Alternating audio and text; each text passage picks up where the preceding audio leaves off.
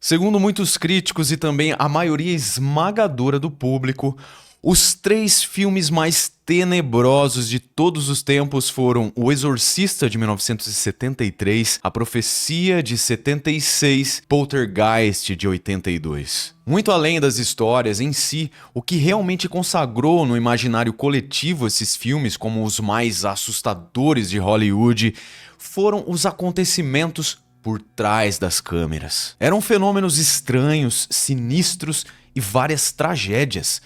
Fatos que dificilmente poderiam ser atribuídos a simples coincidências, muito menos ignorados ou colocados na conta de uma estratégia de marketing. Nada a ver, por exemplo, com a publicidade feita no filme Bruxa de Blair, quando o pseudodocumentário foi suportado por informações fantasiosas espalhadas por toda a internet e que tinham o objetivo claro de atestar a veracidade de uma história que, na verdade, era totalmente ficcional. Muito bem, mas vamos então para essas três obras-primas inesquecíveis que são algumas das melhores criações da sétima arte, pelo menos para quem gosta de sentir medo. Eu sou Marcos Campos, sejam todos muito bem-vindos, já deixa seu like, confere sua inscrição e vem comigo conhecer os três filmes amaldiçoados.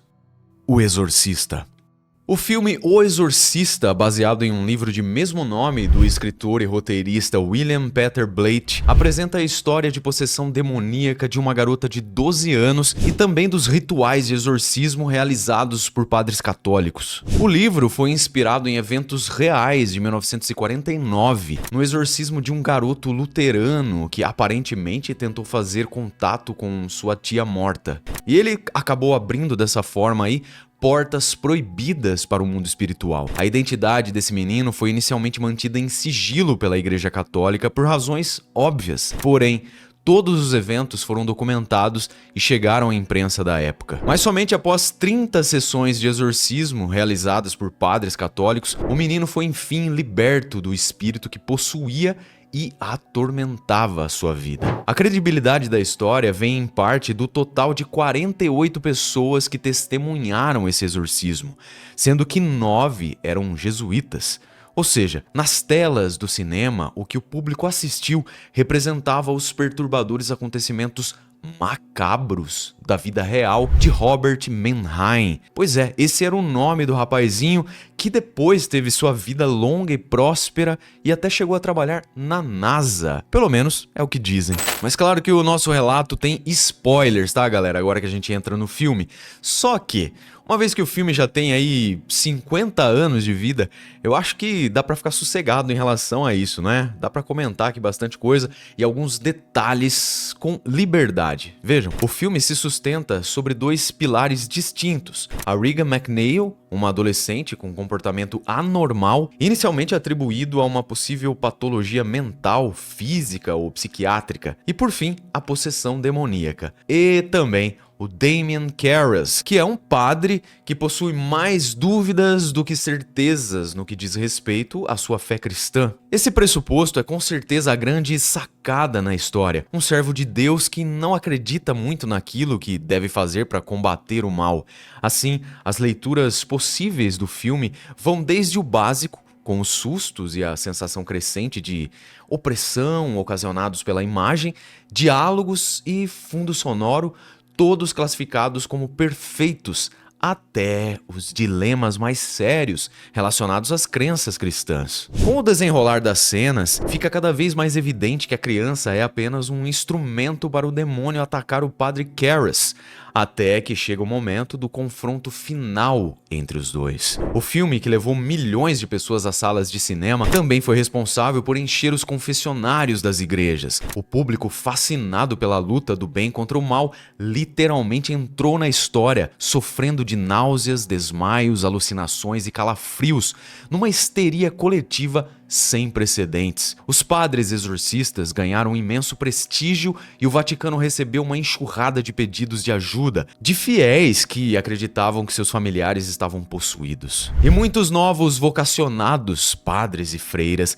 foram atraídos pelos mistérios insondáveis da fé católica. Quanto aos consultórios psiquiátricos, não temos certeza, mas aparentemente eles também foram visitados por milhares de pessoas aterrorizadas pelas cenas impactantes do filme. Com destaque especial, claro, para a rotação da cabeça da Regan, um giro de 180 graus perturbador e inumano. Mas sendo honesto aqui com vocês, galera, uma das cenas que mais pegam, não é? Foi aquela da descida pelas escadas, caranguejando como um animal desconhecido e muito ameaçador. Fato é que O Exorcista fez escola e realmente são inúmeros os filmes de terror que trazem elementos de referência a ele.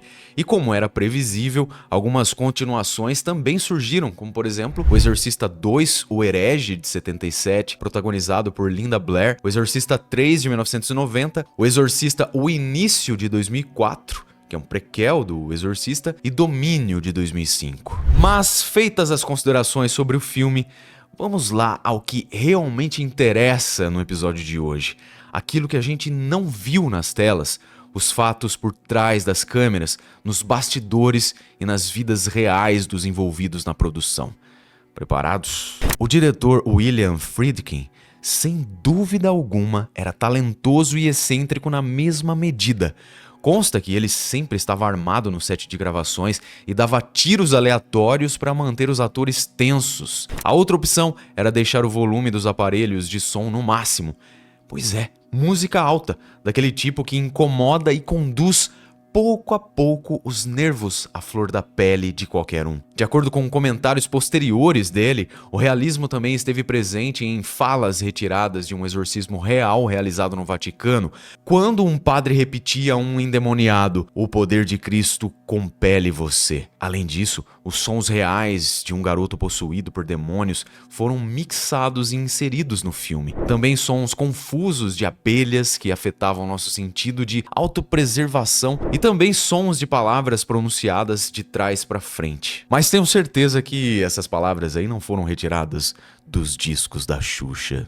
Mas falando sério aqui, galera, não faltaram gritos de porcos em um abatedouro, tudo muito bizarro, macabro. Pois é, nos casos reportados de acidentes que aconteceram durante as filmagens, aí o bicho pega, tá? Tanto com a atriz Ellen Burstyn, que caiu de mau jeito após um tapa recebido na cara da sua personagem, quanto também da Linda Blair, que teve uma fratura na costela em uma das cenas de levitação demoníaca. O que aconteceu é que as cenas foram filmadas até o final, apesar dos gritos de dor e indignação das atrizes. Ou seja, galera, existiram lágrimas reais de ódio e sofrimento, bem exploradas pelo diretor Friedkin. Antes, claro, de ele se sentir satisfeito e interromper as filmagens e chamar a ambulância. Vale também a gente saber que cenas gravadas em uma clínica médica registraram a atuação de Paul Batson, um técnico de radiologia que foi figurante no filme e anos depois foi condenado por assassinar um repórter de cinema. Porém, além desse homicídio, a polícia e a promotoria implicaram o cara em uma série de assassinatos não resolvidos de homens gays em Manhattan. Casos criminais conhecidos como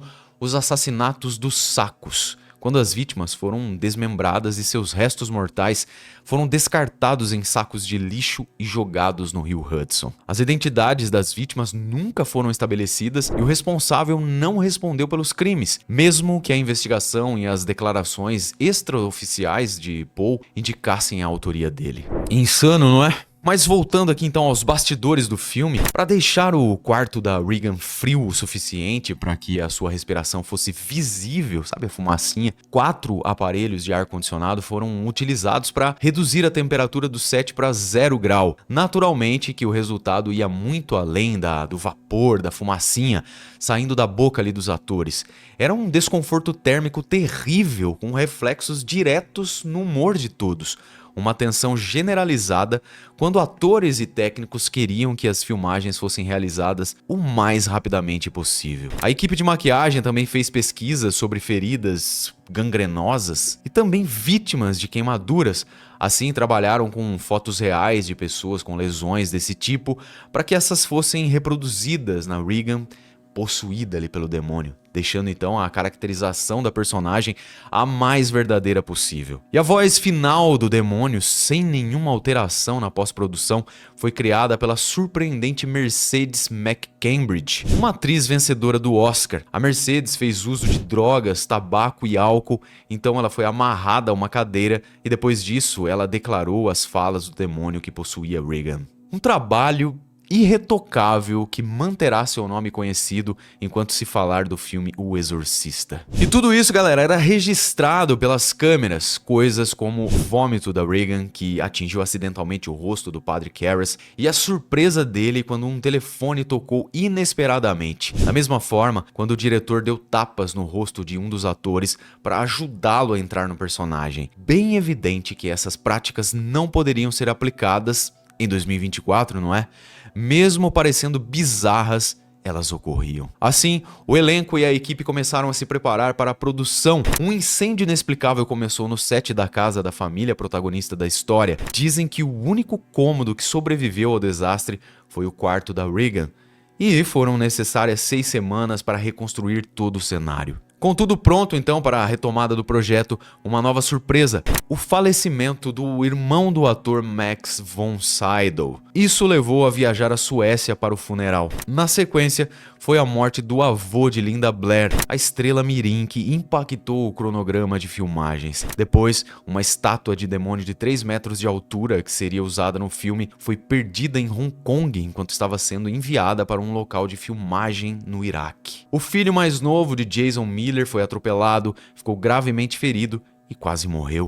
E a atriz Ellen Burstyn declarou que 9 pessoas morreram durante a produção, incluindo o bebê recém-nascido de um assistente de câmera e um vigia noturno. E um desses que faleceram foi o ator Jack McGowan, que morreu em um hotel em Nova York em janeiro de 1973, antes do lançamento do filme nos cinemas. E ainda outras 2 pessoas envolvidas na produção do cenário sofreram ferimentos gravíssimos. O primeiro perdeu o dedo do pé e o segundo perdeu o polegar. Nessa história toda dos bastidores amaldiçoados, havia um padre de verdade, o Thomas Birmingham, que atuava como consultor religioso. Quando solicitaram a ele a realização de um exorcismo no estúdio, ele se negou. Nem foram discutidas as questões religiosas e existências da possível atuação do demônio. O padre abordou o assunto de outra maneira, mais terapêutica do ponto de vista da psicologia, e ao invés de aumentar a ansiedade que beirava a histeria, ele simplesmente abençoou a todos. A Profecia. O filme é baseado no livro de mesmo título escrito pelo autor David Seltzer e trata do cumprimento da profecia bíblica do Apocalipse sobre a vinda do Anticristo. Assim, a história representa uma infância, a infância do Damien Thorn, um menininho de 5 anos de idade que aparenta inocência, mas que é, na verdade, filho do diabo, nascido de um chacal na 6ª hora do 6º dia do 6º mês. Pois é. E Damien está destinado a ser o anticristo. Um dos argumentos mais convincentes do enredo é posicionar esse menino maldito em um caminho de ascensão sociopolítica. Ou seja, no mundo atual, cheio de guerras, conflitos raciais, turbulências políticas, desigualdades sociais e epidemias, o menino é criado como filho legítimo de Robert Thorne, embaixador americano no Reino Unido. Claro que para isso, o verdadeiro bebê do casal foi um natimorto. Assim, Damien chegou nos braços do pai como resultado da providência divina. Só que não é, galera? O filho, o filhote aí do capeta, é a encarnação do mal e tem uma missão clara a ser cumprida aqui na Terra. E para isso, ele vai eliminar todos os obstáculos que aparecerem na frente dele. A profecia deixou no público um gostinho de quero mais. Tanto que 4 filmes vieram na sequência. Damien, a Profecia 2, de 78, a Profecia 3, o Conflito Final, de 81, e a Profecia 4, o Despertar, de 1991. Também A Profecia de 2006, que é um remake. E o filme tem como premissa essa ideia aí de a profecia do apocalipse estar se cumprindo no século XX, dentro do lar desse homem culto e equilibrado que após a traumática perda de um filho se vê envolvido em uma mentira que é apenas a ponta do iceberg. Com o desenrolar da história então, o Robert Thorne é confrontado com o sobrenatural e mortes brutais começam a ocorrer ao seu redor. Então não lhe sobra nenhuma outra alternativa senão acreditar no inacreditável e que a salvação do mundo está nas suas mãos. Porém, é bem alto o preço a pagar pelo bem da humanidade, viu? E investigando aí quais foram os acontecimentos marcantes desse filme que assombraram os bastidores lá atrás das cortinas, a gente pode dizer que eles praticamente superaram os associados ao Exorcista, se é que isso é possível. E olha só, galera, vou logo avisando que não tem nada a ver com simples percepções ou coisas subjetivas, tá? Não, senhor. A fama do filme Maldito é derivada de diversos eventos trágicos que envolveram a produção e as filmagens. Por exemplo, o filho do ator Gregory Peck, intérprete do diplomata protagonista, morreu pouco antes das gravações. O jovem finalizou a própria vida. Assim, o ator disse ter usado a dor do luto para criar seu personagem, que perde um filho logo no começo do filme. O Harvey Benhard, que é o produtor do filme, quase foi atingido por um raio durante as gravações em Roma. E a Liz Moore, uma moça do time técnico que viajava de carro com o supervisor de efeitos visuais do filme, pois é, ela teve sua cabeça decepada ao ser atingida por um pneu que arrebentou o para-brisa do carro. Vai vendo. Essa trágica morte aí se assemelha a um acontecimento do filme, quando o personagem do fotógrafo Keith Janney morre decapitado por uma chapa de vidro. Richardson, que estava ao lado da Liz nesse momento, diz ter visto uma placa de trânsito com a informação Omnem 66.6 km, uma conexão direta ao título original do filme, The Omnem. Quanto ao número 666 aí, a gente nem precisa especular muita coisa, né, sobre ser o número do RG do capiroto. Cara, essa parte pra mim bate o martelo aí, é muito. Coincidência muito sinistra, não é? Galera, pensem aí comigo. Quais são as probabilidades de tudo isso acontecer junto? Não é? Dizem que os animais usados durante as filmagens também assustaram os atores e no dia seguinte das gravações da cena com os macacos, o treinador dos babuínos e sua mãe morreram. Falando em animais, o dublê do Gregory Peck ficou muito ferido ao gravar a cena com cães da raça Rottweiler. E finalizando, um dos funcionários do zoológico foi morto na jaula do leão um dia após as filmagens. Claro, galera, que acidentes acontecem, não é? Fatalidades. Mas concentradas nesse grupo de profissionais envolvidos com essa história? Para o diretor, desde o início, existiam riscos associados ao assunto, que do ponto de vista dele era um vespeiro. Ele chegou a falar o seguinte: se fizermos esse filme, teremos problemas, porque a maior arma do demônio é ser invisível, e nós faremos algo que vai tirar sua invisibilidade para milhões de pessoas. Ele não vai querer que isso aconteça. Poltergeist. O filme Poltergeist, de 1982, foi escrito e produzido por Steven Spielberg. Pois é, e dispensa apresentações, não é? No caso dele, diferente dos filmes anteriores, não existiu um livro que tenha suportado o roteiro. Foram apenas as vozes na cabeça do Spielberg mesmo. Desde seu lançamento nas telas dos cinemas, Poltergeist foi um grande sucesso de crítica e público. A história se desenrola em um subúrbio da Califórnia, onde uma família até então normal de repente vê sua casa ser palco de acontecimentos sobrenaturais, meio bobinhos até.